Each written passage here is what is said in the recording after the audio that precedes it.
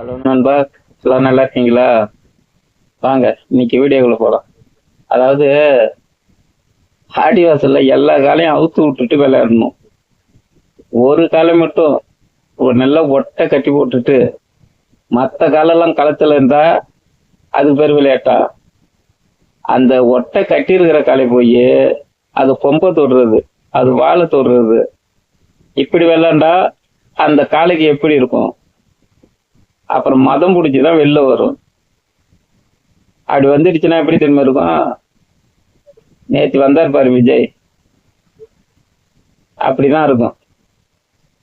சும்மா கெத்தா தில்லா சட்டமன்றம் போனார்ல, போன 1 மணி நேரத்துல அவருக்கு பர்மிஷன் கிடைக்குது பிரச்சாரத்துக்கு. இது எப்படி இருக்கு? பிரச்சாரத்துக்கு பர்மிஷன் கிடைக்குது. இன்னைக்கு தேர்தல் தேர்தலுக்கு வேட்பாளர் அறிமுக நிகழ்ச்சியும் நடத்திட்டாரு. 234 தொகுதி வேட்பாளரும் போட்டுட்டாரு. அதை தெளிவா எல்லாத்தையும் சொல்லி முட்டார் பத்திரிகையாளர்கிட்ட. நல்ல சிறப்பா வேட்பாளர் தேர்வு பண்ணிருக்காங்க. அதை நேரடியா லைவ்ல பார்த்தேன். எல்லாமே பெரும்பாலும் அது படிச்சவங்க டாக்டர் தான் இருக்காங்க, எல்லாம் கலந்து இருக்காங்க. நல்லா இருக்கு, வேட்பாளர் செலெக்ஷன் நல்லா இருக்கு. ஆனா இதுல இன்னொரு கூத்து நடந்தது. என்னன்னா, அந்த ஹோட்டல்ல உடனே வருமான வரித்துறை சோதனை. அங்க நான் தெரியாம தான் கேக்குறேன், அங்க இருக்கிறவெல்லாம் என்ன கொள்ளையடிச்சு வச்சிருக்கான், இல்ல மணலை கொள்ளை அடிச்சு வச்சிருக்கானா, கனிமவளத்தை கொள்ளை அடிச்சு வச்சிருக்கானா, இல்ல செம்மண் கொள்ளையடிச்சு வச்சிருக்கானா, இல்ல நகராட்சி துறையில ஊழல் பண்ணி வச்சிருக்கானா? இவனோலாம் விட்டுட்டு இவனோலாம் அந்த வருமான வரித்துறை ஒன்றும் பண்ணல. இப்ப புதுசா அரசியலுக்கு வந்திருக்காங்க. அவங்க கிட்ட என்ன இருக்க போகுது?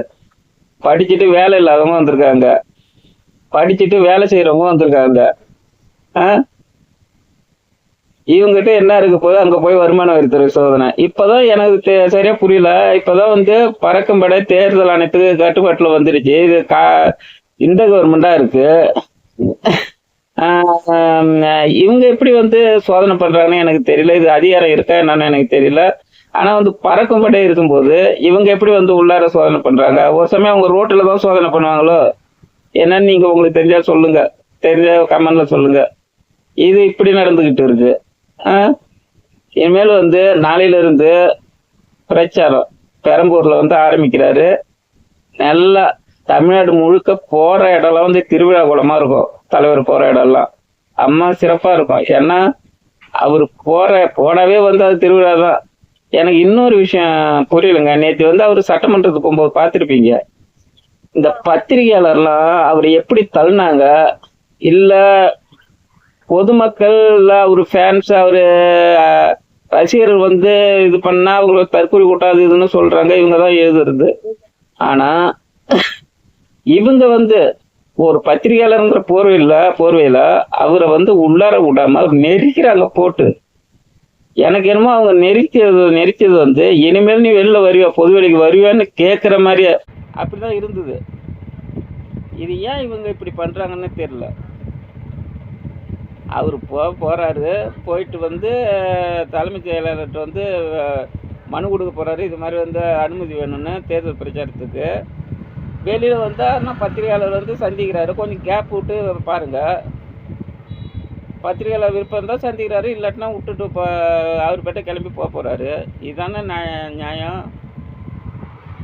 அதுக்குன்னு போட்டு அவர் போட்டு நெரிக்கிறதுல எந்த வகையில நியாயம்? அண்ணன் செங்கோட்டையனால உள்ள போக முடியல. நீங்க பார்த்துருப்பீங்க, அண்ணன் செங்கோட்டையன் உள்ள போக முடியாம திணறாரு. அப்புறம் தலைவர் லிஃப்ட் உள்ள போன பிறகு அவரு கையை கொடுத்து இருப்பாரு, உள்ளாரவா அப்படின்னு. அவர் உள்ளார போனதுமே லிஃப்ட்டை க்ளோஸ் பண்ணிடுவாங்க. லிஃப்ட்டை க்ளோஸ் பண்ணிட்டு அப்புறமேலுக்கு போவாங்க. அது மாதிரி பத்திரிகையாளர்கள் பொருளில் இது பண்றாங்க. கொஞ்சமாவது இப்போ என்ன வெய்ய அடிக்குது, காத்து வேண்டாம். காத்து வட்டமாக இருந்தால் தானே நமக்கு கொஞ்சம். அதுவும் அவர்லாம் கேரவனில் இருந்தவர், ஏசியில் இருந்தவர். இவங்க போட்டு இருக்குனாங்கன்னா என்ன ஆகும்? இதுதான் சொல்கிறேன் நண்பர்களே. நம்ம நாலுலேருந்து பிரச்சாரம் ஆரம்பிக்குது. பிரச்சாரத்தில் வந்து அந்தந்த பகுதிக்கு அண்ணன் வரும்போது பாருங்கள், இப்போ அவர் சொல்கிறது தான் நானும் சொல்கிறேன். கர்ப்பிணி பெண்கள், தாய்மார்கள், முதியோர்கள், உடல் ஊனமுற்றோர்லாம் வராதீங்க. என்ன வேணாலும் நடக்கலாம் அந்த இடத்துல. கூட்டத்தில் வந்து இவங்க அதாவது ஆண்ட கட்சியும் சரி, ஆள்ற கட்சியும் சரி, எந்த எல்லைக்கும் போவாங்க. அவரை வந்து நம்ம மேலும் மேலும் வந்து மன உளைச்சலுக்கு வந்து ஆளாகக்கூடாது இந்த டைமில். அதனால தான் சொல்கிறேன், நீங்களும் வந்து பார்த்து இருங்க. அவருக்கு கொஞ்சம் கேப் விட்டே இருங்க. அவர் வண்டியை ஒட்டிக்கிட்டுலாம் போகாதீங்க யாரும். சொல்ல போகிறீங்களா? ஏன்னா நீங்கள் கரெக்டாக போனாலும் வந்து உங்கள் பின்னாடி வரவங்க யார் வராங்கன்னு தெரியாது. உள்கட்சிக்காரங்களா இல்லை எதிர்கட்சிக்காரங்களா நம்ம கட்சிக்காரங்களான்னு தெரியாது. ஏதாவது ஒன்று போகும்போது இடித்து தள்ளிட்டு இவங்க தான் செஞ்சாங்கன்ட்டு போயிடணும். டிவிக்கு பிரச்சார கூட்டத்தில் அசம்பாவிதம் அப்படின்ட்டு போயிடுவானோ. விஜய் வந்தாலே அசம்பாவிதமாக இருக்குது, உயிரிழப்பாக இருக்குது அப்படின்னு ஈஸியாக பரப்புவானுங்க. இப்போ இன்னமும் அதுதான் செஞ்சிட்டு இருக்கானோ. அதுதான் சொல்கிறேன். இனிமேல் நாளிலேருந்து பிரச்சாரத்துக்கு கிளம்புவார். டேட்டு வந்து எந்தெந்த பகுதி எப்பப்போ வரேன்னு டேட்டு வந்து ஃபிக்ஸ் பண்ணுவாங்க. அந்தந்த பகுதியில் இருந்தால் அங்கங்கே பார்த்துங்க. அவர் பின்னாடிலாம் யாரும் போகாதீங்க. இன்னொரு முக்கியமான விஷயம் சொல்கிறேன்.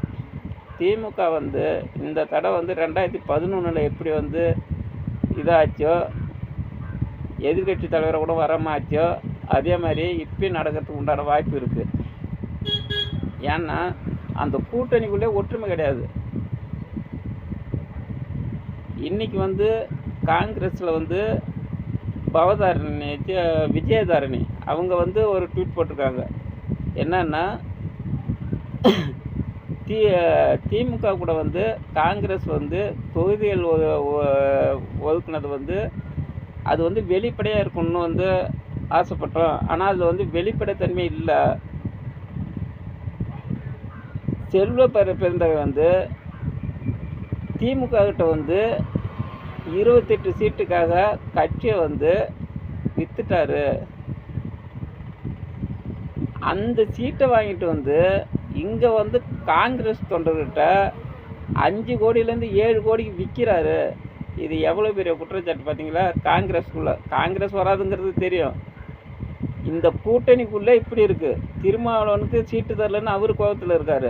மதிமுக சீட்டு தரலன்னு அவருக்கு கொடுத்த சீட்லேயே வந்து 3 சீட்டை வந்து உதயசூரிய சின்னத்தை நிற்க சொல்லி இருக்காங்க. இவங்க இப்படி இருக்குது.